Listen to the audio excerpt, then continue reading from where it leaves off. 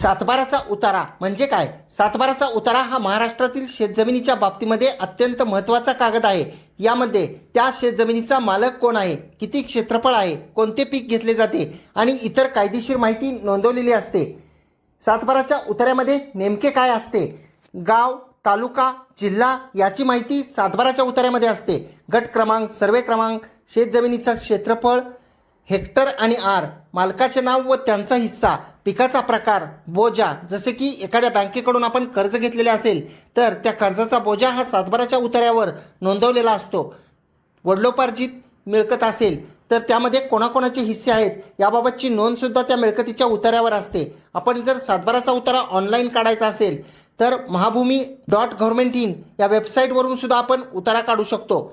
सातबाराचा उतार्याचा उपयोग जो आहे तो शेती कर्जासाठी, मिळकतीच्या खरेदी विक्रीसाठी, कोर्ट प्रकरणांमध्ये पुरावा म्हणून, शेती अनुदान किंवा सरकारी योजना मिळवण्यासाठी केला जातो.